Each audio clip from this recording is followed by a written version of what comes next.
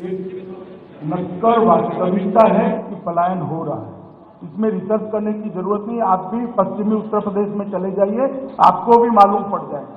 उसी वक्त मैंने कहा था अखिलेश जी इस पर श्वेत पत्र जारी करें, मगर सपा सरकार ने श्वेत पत्र जारी नहीं किया और हम आने के बाद श्वेत पत्र जरूर जारी करेंगे कि कितना पलायन हुआ है और किस तरह से उसको रोका जाए। अमित जी, मैं कुणाल दी रीजनल मीडिया से। मेरा सवाल है कि बिहार चुनाव में हमने देखा था कि किस तरीके से महागठबंधन आपके खिलाफ बन गया था आपकी बढ़ती ताकत को देखकर। यूपी में भी अंतिम समय में बड़े गठबंधन बनाया गया आपके खिलाफ। आपको लगता है कि फिर से एक बार वोट का अमित जी, मैं कुणाल जी रीजनल मीडिया से। मेरा सवाल है कि बिहार चुनावों में हमने देखा था कि किस तरीके से महागठबंधन आपके खिलाफ बन गया था आपकी बढ़ती ताकत को देखकर। यूपी में भी अंतिम समय में बड़े गठबंधन बनाया गया है आपके खिलाफ। आपको लगता है कि फिर से एक बार वोट का जो गणित है उसमें कहीं न कहीं ये महागठबंधन आप पे हावी पड़े? बिहार का गठबंधन और उत्तर प्रदेश के गठबंधन में बहुत अंतर है। मानो कोई भी संख्या है, 3 के अंदर शून्य को प्लस कर दीजिए तो जवाब 3 ही आता है। सपा प्लस कांग्रेस का जवाब सपा ही आता है। आप समझ पाए हैं ना मेरी बात? अमित जी, मैं विजय त्रिवेदी बोल रहा हूँ, आपके लेफ्ट साइड में Vijay Trivedi, News Nation News State channel से। अभी बताया आपने कि 14 राज्यों में भारतीय जनता पार्टी और उसके सहयोगियों की सरकार है। उत्तर प्रदेश में 73 से ज्यादा एमपीज आपके हैं और आपको उम्मीद है कि 300 से ज्यादा सीटें भारतीय जनता पार्टी इन चुनावों में लाएगी। तो क्या इन चुनाव के नतीजों को 2019 का सेमीफाइनल और केंद्र सरकार के लिए रेफरेंडम माना जा सकता है? हमारे लिए हर चुनाव एक परीक्षा होता है और हर परीक्षा में हम पास होना चाहते हैं। Amit ji, Bhupendra Choubey, network eighteen. इसी तरफ आपने एक बात रखी, आपने जातिवाद और पुलिस व्यवस्था की, कानून व्यवस्था की।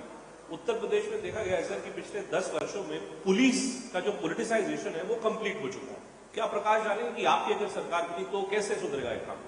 हम पारदर्शी तरीके से अगर भर्ती करेंगे तो पॉलिटिसाइजेशन अपने आप रुक ही जाएगा। अगर एक ही जाति के, एक ही धर्म के लोग भर्ती होते रहते हैं तो पुलिस कैसे पॉलिटिसाइज हुए बगैर रहेगी। इसलिए हमने आग्रह रखा है कि भर्ती के अंदर ही पारदर्शिता लाएंगे और जब सरकार हस्तक्षेप नहीं करती है तो पॉलिटिसाइजेशन नहीं होता है। हमारे बहुत सारे राज्यों में हमने कर दिखाया।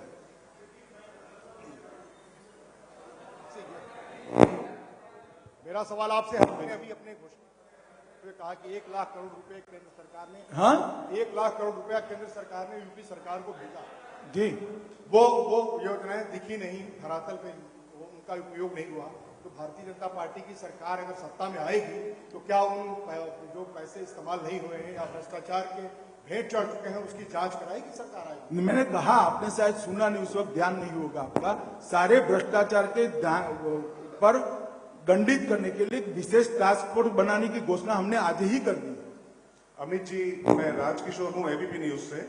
मेरा सवाल है राम मंदिर को लेकर, जो आपने कहा है कि संवैधानिक प्रक्रिया के तहत उस पर फिर से राम जन्मभूमि पे मंदिर बनाने का प्रयास करेंगे।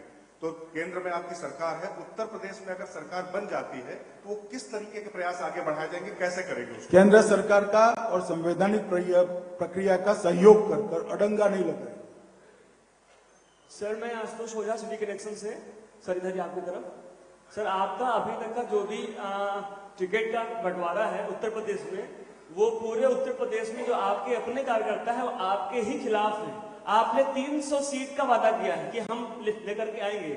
आप जरा बताएंगे कि आप किस तरह से लेके आएंगे, क्योंकि पिछले 2-3 दिनों से माननीय श्री केशव प्रसाद मौर्य जी का विरोध मुझे समझ गया। बैठ जाइए, मैं बताता हूँ। आपने शायद पॉलिटिकल पार्टी चलाई नहीं। जब टिकट लेने के लिए झगड़ा होता है तो अच्छे दिन आने वाले होते हैं, तभी झगड़ा होता है।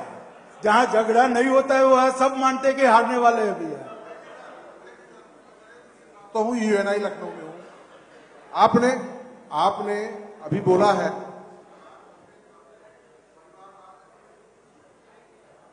अभी से हाल है सर, सरकार बनने पर राजनीति से परिवारवाद और जातिवाद को मृत्युदंड दे दिया जाएगा।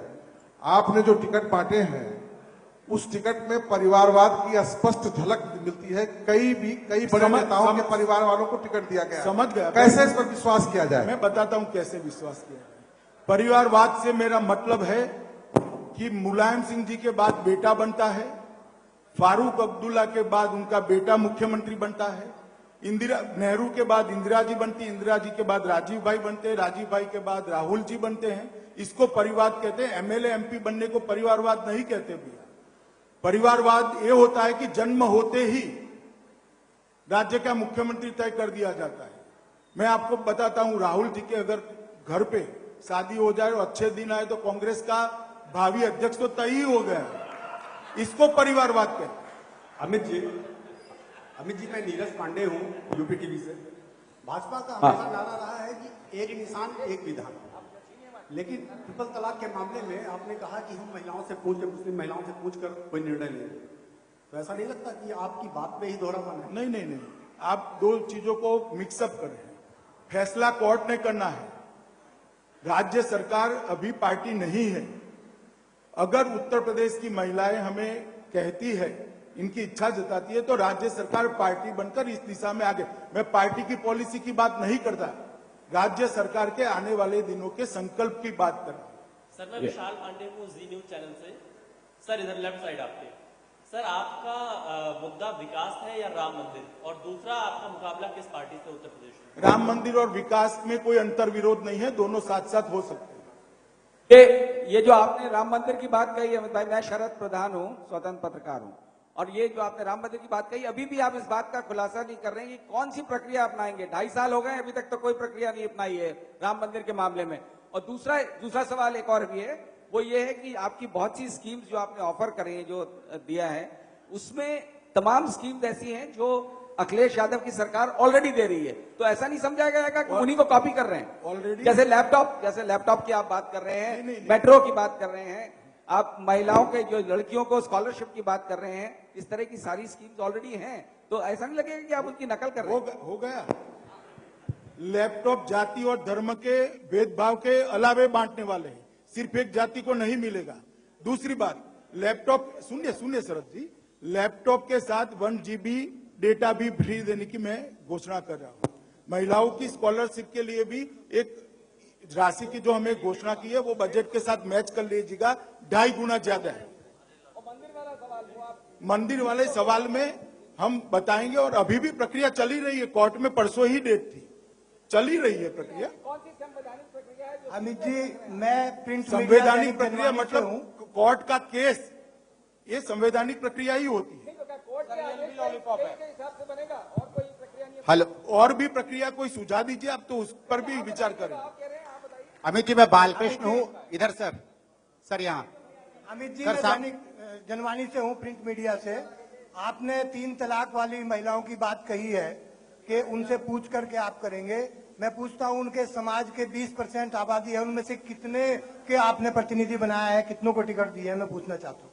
देखिए, टिकट विनेबिलिटी के आधार पर दिया जाता है, मगर सरकार जब बनती है तो कौन सदस्य है, किसने वोट दिया है, नहीं देखा जाता। हमारी सरकार ऐसे नहीं चलती है सपा बसपा की तरह। जब भारतीय जनता पार्टी की सरकार बनती है तो सबका विकास करती है, सबके हित में काम करती है। इसलिए सोच ही ठीक नहीं है कि जो टिकट दिया है तो ही काम करेंगे। अमित जी मैं बालकृष्ण हूँ, सामने सर बालकृष्ण हूँ आज तक से। आपने घोषणा पत्र में कहा है स्लाउटर हाउसेस बंद किए जाएंगे। लोकसभा के चुनाव प्रचार के दौरान पिंक रिवॉल्यूशन की बहुत बात की गई थी कि पिंक रिवॉल्यूशन है, लेकिन उसके बाद ये सच्चाई सामने आई कि भारत सबसे ज्यादा मीट एक्सपोर्ट करने वाला देश बन गया। आपने कहा स्लाउटर हाउसेस बंद किए जाएंगे, इसका क्या मतलब है, इसको एक्सप्लेन करें। पिंक रिवॉल्यूशन की बात सब्सिडी के रेफरेंस में की गई थी, और हमारी भारत सरकार बनने के बाद हमने 1 रुपया सब्सिडी बढ़ाई नहीं है, कमी की है। और उत्तर प्रदेश सरकार की मैं अभी बात कर रहा हूं, उत्तर प्रदेश सरकार सभी यांत्रिक कत्ल खानों पर प्रतिबंध लगाएगी। सर एक प्रश्न और है, अभी कांग्रेस ने और समाजवादी पार्टी ने, अमित भाई इधर दूसरी तरफ सर, उन्होंने एक अपना कैंपेन स्लोगन उन्होंने दिया है, यूपी के लड़के बनाम बाहरी, मोदी जी को बाहरी करार दिया गया है। तो इस पे आपकी क्या प्रतिक्रिया है? देखिए, हमारा कैंपेन तो ऑलरेडी चलता है, शायद परिवर्तन यात्रा आपके ध्यान पर ही नहीं आई पूरी।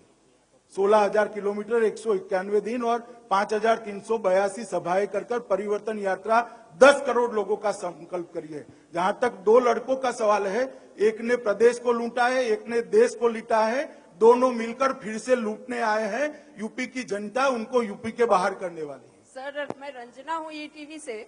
सर, आप महिलाओं के लिए योजनाओं की बात कर रहे हैं, लेकिन टिकट देने में महिलाओं को इतना कंजूसी क्यों किया है? क्या प्रत्याशी सभी पार्टियों में सबसे ज्यादा टिकट महिलाओं को भारतीय जनता पार्टी ने दी है, लगभग 2 गुना।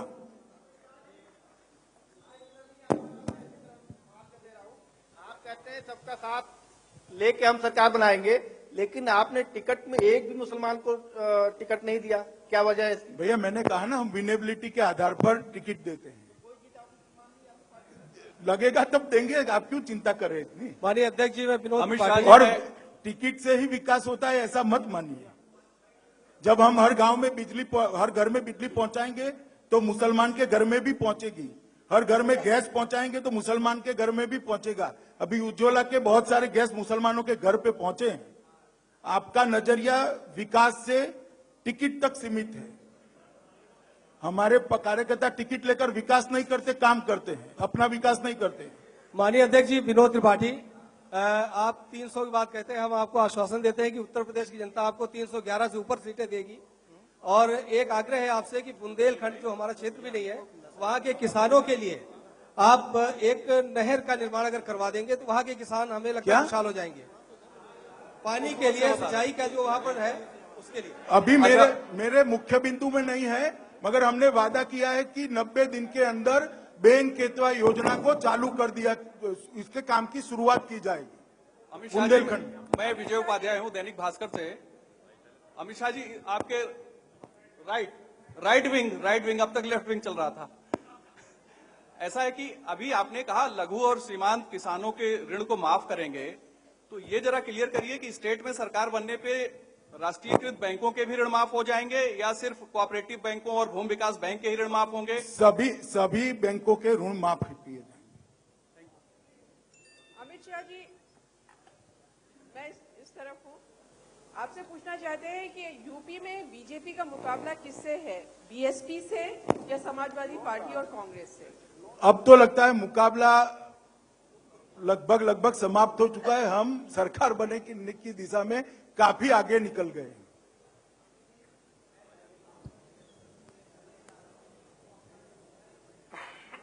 अमित शाह जी, एक सेकंड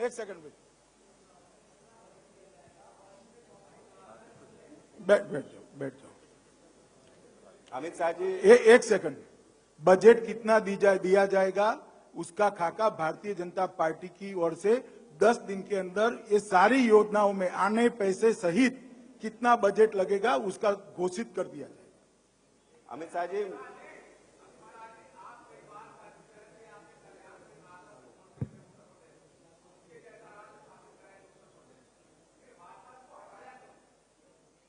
कहाँ हटा है भाई? अरे आपके बर्थ डेट की पहले की कहाँ बात कर रहे हो भैया?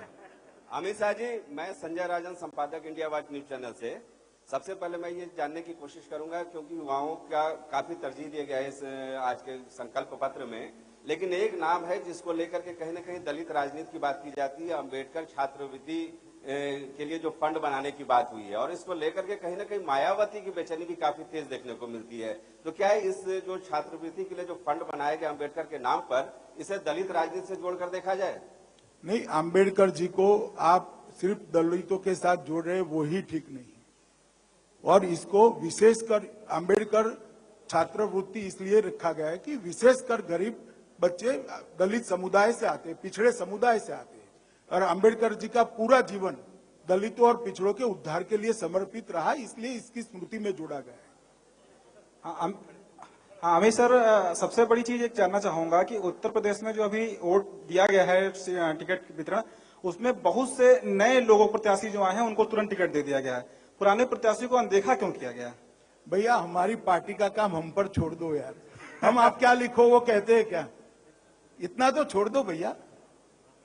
चलिए मित्रों, अब सवाल जनरेट हेलो, हाँ सर, मैं एक मिनट इधर, मैं मोहम्मद जाहिद जन मोर्चा से। आपने अभी ये बताया कि 10 करोड़ लोगों से आपने संपर्क किया इंटरनेट और एसएमएस के माध्यम से। फिर आपने ये बताया कि मुस्लिम महिलाओं के लिए तलाक का जो मामला होगा उसमें उनकी रायशुमारी की जाएगी। सर, मेरा आपसे अनुरोध है कि आपने एजुकेशन में मुस्लिम बच्चों को क्यों नहीं शामिल किया जो आज ही फटा कपड़ा पहन करके मदरसे में बैठते हैं? नहीं, एजुकेशन के लिए सारे बच्चे शामिल हैं। नहीं तो सर, ये जो छात्रवृत्ति है उसमें मुसलमान को नहीं मिलेगा ऐसा नहीं है। सर, ये जो तलाक का मामला है तो ऑलरेडी चल रहा है इंडिया लेवल में, फिर आप प्रदेश लेवल में इस मामले को क्यों लेकर के आ रहे हैं? प्रदेश लेवल पे कहाँ ले आया हूँ मैं? तो प्रदेश सरकार सुप्रीम कोर्ट में लेकर जाएगी, ये बताता हूँ। देखिए, बहुत सारे प्रश्न आ चुके हैं। अगर कोई एक दो प्रश्न हो उसके बाद अंतिम प्रश्न पूछ लो भैया। Rahul from NDTV. अरे हो गया, पढ़िए भी तो इसको। Amit ji, Rahul from NDTV. अमित जी, एक कंफ्यूजन है कि आपने कहा जो पार्टी जीतने वाली होती है उसके पास कैंडिडेट ज्यादा होते हैं, ज्यादा टिकट की डिमांड होती है। क्या इसी कारण से जो बाहर से दूसरी पार्टियां छोड़ के करीब 50 लोग आए, आपने उनको टिकट दिए? नहीं, हमने पहले से ही उत्तर प्रदेश में कहा था कि सभी जो भी व्यक्ति जाति आधारित राजनीति और परिवारवाद की राजनीति से उकता कर उसको छोड़ना चाहता है और अच्छा परफॉर्मेंस जिसका है उसका भाजपा में स्वागत है। कभी कोई पार्टी अपने ही दल के अंदर सीमित रहेगी, आप भी आ जाओ भैया, आपको भी कभी लड़ा देंगे, हमें कोई दिक्कत सभी नहीं।